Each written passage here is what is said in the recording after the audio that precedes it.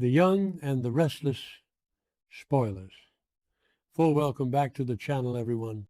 Today is a beautiful day to dive into all the latest Genoa City chaos. We have a massive amount of ground to cover, so grab a snack and let's just jump right into the absolute madness happening on our screens this week. So let's start with the absolute nightmare that Diane Jenkins Abbott is currently living through. Because honestly, I am still trying to wrap my head around this entire storyline. Diane has been missing for weeks, and we finally know she is being held hostage in this super creepy barred room by Dr. Lawrence Markham, and this guy is just the worst. He is standing there with this smug, calm look on his face while Diane is terrified. He actually has the nerve to lie right to her face and tell her that he found her in her car on the side of the road, just sobbing and having a total mental breakdown, like she just suddenly lost her mind out of nowhere. But Diane is not buying it. Not for one single second. She is holding that letter opener like a weapon, and she is demanding that he let her go right now. And honestly, good for her, because we all know this guy is shady.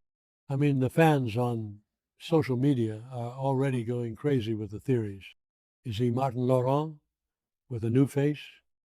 Patty Williams has that history of plastic surgery with the whole Emily Peterson thing, so it makes total sense that she could have helped Martin change his face to become doctor.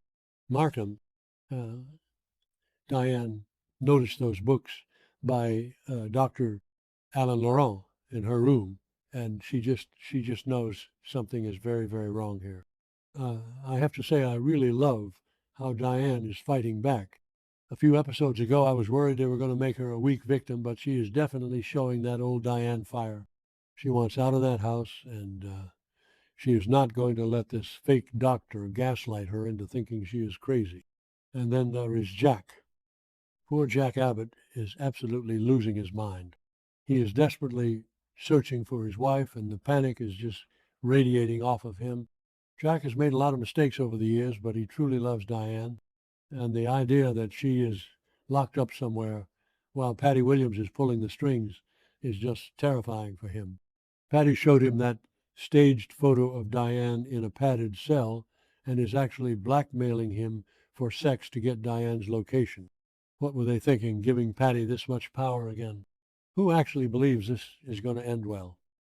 Jack and Kyle are running out of time, and they are searching everywhere, but they are completely in the dark about the real danger. I can't even imagine the guilt Jack is feeling right now. He knows Patty is obsessed with him, and he knows Diane is paying the price for his past with Patty. It is just a massive, chaotic mess. But speaking of Patty, oh boy, let's talk about Tracy Abbott, because Tracy is not playing around anymore, and I am so here for it. You guys know Tracy is usually the sweet one, the peacemaker, the sister who writes books and bakes cookies and tries to keep everyone calm, but not today. Tracy catches Patty and Dr. Markham at the cafe in the park right as he is leaving, and Patty actually tries to play the victim. She tries to apologize to Tracy for the harm she caused her family. I literally yelled at my screen when that happened. Are you kidding me? You don't just apologize for the things Patty has done. Tracy immediately shuts her down. She doesn't yell, but she is so cold and so fierce.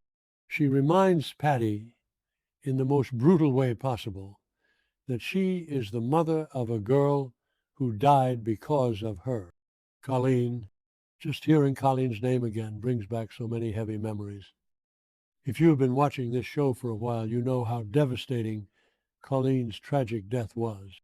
Patty's insane actions led directly to that tragedy. And Tracy has carried that grief for years. So Tracy looks Patty right in the eye and tells her that she has no remorse and that nobody in this entire town believes she has actually changed.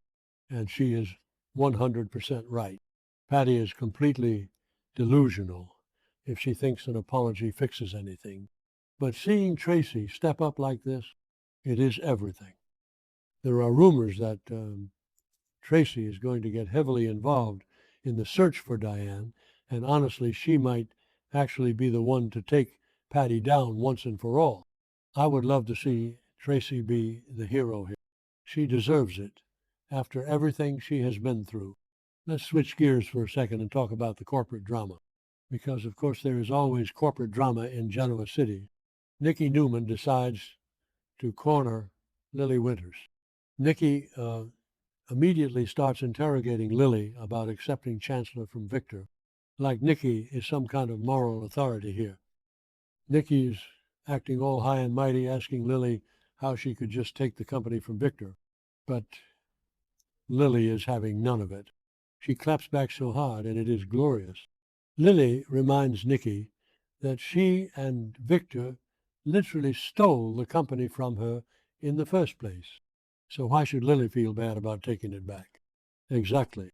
Nikki really needs to sit down. The Newmans are always playing these games and then acting completely shocked when people play back. Lily has been through absolute hell lately.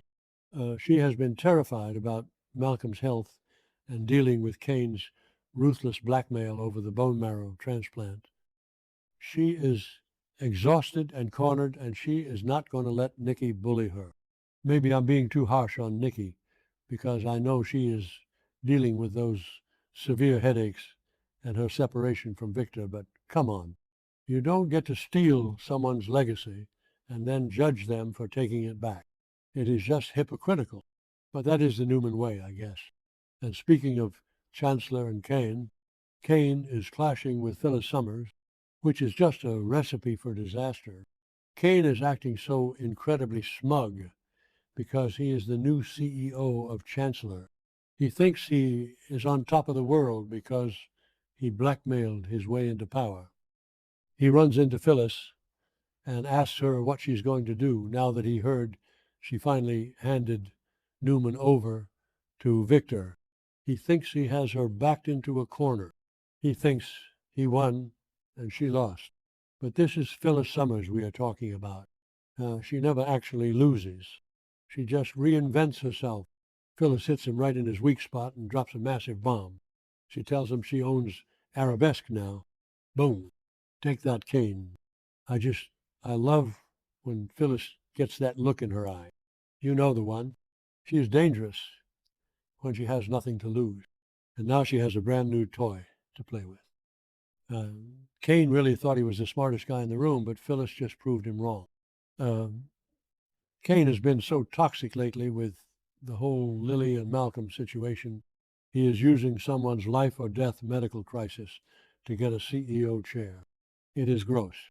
So seeing Phyllis wipe that smug smile off his face was deeply satisfying. Phyllis might have lost her company because of Victor's crazy AI frame-up with Christine, but she is already bouncing back. She always does. And then we have some smaller moments that are definitely building up to bigger things. Victoria Newman is confiding in Claire Newman, which is actually kind of sweet. Victoria has been so stressed out lately. Between Nick's horrifying drug addiction and his crash and Nikki's mysterious headaches, Victoria has been carrying the weight of the family on her shoulders. She is usually so hardened and closed off, so seeing her let her guard down and actually talk to Claire is a nice change of pace. Claire has been through so much trauma herself, so she is a really good listener. I hope they keep building this bond because Victoria really needs a friend right now. But on the flip side of that, we have Sienna Bacall clapping back at Audra Charles, two absolute schemers going at it. Audra usually knows exactly how to handle herself in any situation, but Sienna is completely unhinged.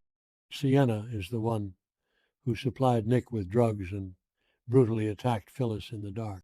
She is dangerous. Audra is dealing with all her own emotional baggage right now with the opening of Noah's club, the Shadow Room. Being back in that environment is triggering all her memories of her past with Noah and her miscarriage. So Audra is vulnerable right now. and Sienna is like a shark smelling blood in the water.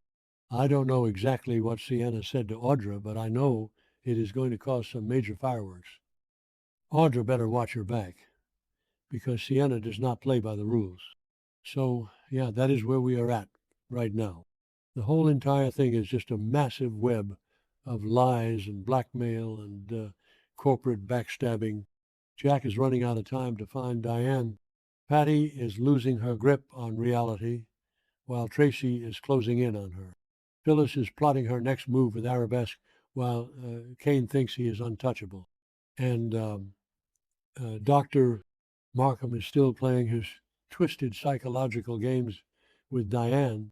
I honestly don't know how they are going to wrap all this up, but I am glued to my screen. Let me know what you guys think in the comments. Do you think Tracy is going to be the one to save Diane? And do you think Phyllis is going to use Arabesque to destroy Kane? I guess we will just have to wait and see